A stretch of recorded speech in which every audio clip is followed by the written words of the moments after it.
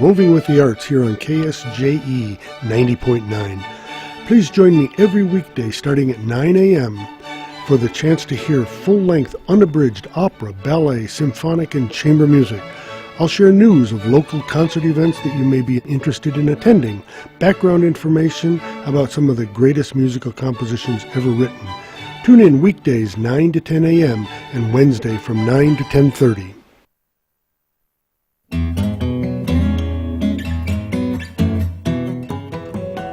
Wednesday morning here on KSJE, and as usual, we're going into the Sandbox to play nice with Ron Price, who is here with me in Studio A. Good morning, Mr. Price. Good to have you here. Thank you, Scott. You know, people sometimes ask me, where'd you come up with the title, Play Nice in Your Sandbox? And I honestly don't know. I know this. Was there some childhood incident that has struck you over these years, or what? No? Yeah, I'll go into therapy after this, and we'll find out. Thank you, Scott. Sure. Where should I send you the bill? Right. Thanks. But I do know that when people ask me, where did you grow up, I always say I'm trying to do it in Farmington, New Mexico. So there you go. I don't want to grow up. I don't mind being an adult, being responsible for myself, but why grow up? Then what? Yeah. You know, when you grow up, you forget to laugh, you forget to have fun.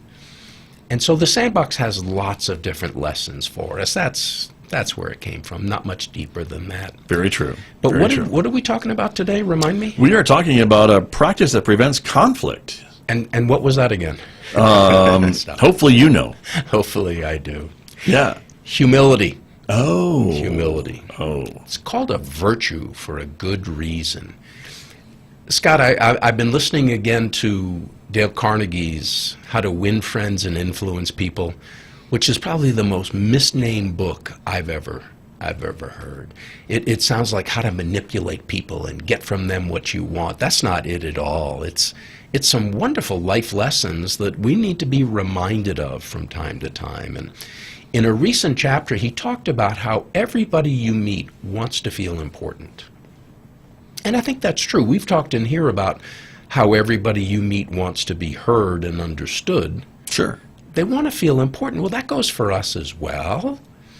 So humility is sometimes cast to the side. Humility is acknowledging that others are perhaps more gifted than you are in certain areas, that you don't have to have your way all the time, that it's good to let others go first and so forth.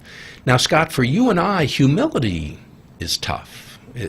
When you're as good-looking as we are, yes, when you're as intelligent as we are, we get the two-shot up so everyone can see us talking here. Yes, when you're already as humble as yes, we are, I mean, we're among the most humble people I know. Mm-hmm. Okay, wallflowers. Is that enough Ron foolery? Yeah, yeah.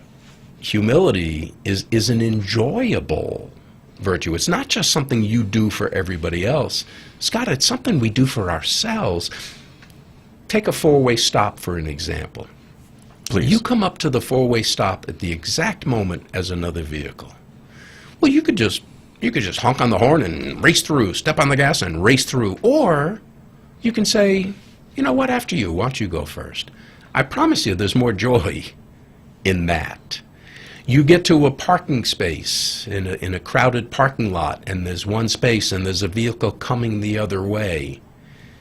You could just zip right into that spot. You know, the thrill, if you're like most people I know, that's not going to last very long. How much better to say, oh, go ahead, I'll find another spot. And again, I'm not saying, oh, be Mr., Mrs. Nice, whatever, Miss Nice, or am I? Because the benefits of that come back to us manyfold. It's a wonderful day in the neighborhood. Fred Rogers had it right. And if we could practice more humility, we'd have less conflict. True. Because so often conflicts come when we feel our rights have been violated, we've been mistreated, we deserve better, whatever.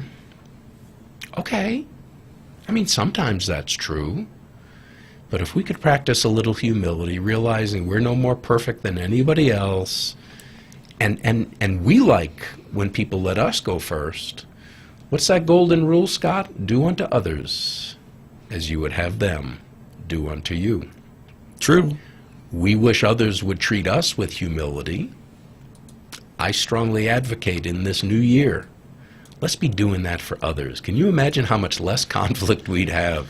Boy, How much more right? peaceful interactions and relationships Very true. if people were exhibiting more humility in their life. Just a thought to consider. Very, very true. And, it makes me think about another thing that you taught me here in the studio that I have thought about numerous times since you brought it up on the program, Ron Price, ahead. which is AGI. Ah, Assume good intentions. So you remember that? Because I've used it and I've told myself that multiple times since we talked about it. So thank you for that. And, when I'm at that four-way stop or whatever the case may be, if I assume good intentions, the guy's not trying to beat me through the intersection or anything else like that. It's just be nice, right? So be nice. It ain't that. It isn't that complicated. I forgot we were in a college environment. that's right. It isn't that complicated No. to be nice. We just have to make that choice sometimes. That's right. Very true. Thank you very much for all these lessons, Ron Price. Appreciate it. You bet. Thank you, Scott. Thanks for remembering AGI. I haven't forgotten it because I use it all the time. All right, then. What did that mean? Oh, AGI. No, it didn't mean anything. Anyway, thank you, Ron. You're welcome. Ron Price is here with me every Wednesday with beads of knowledge just like this on KSJE Farmington.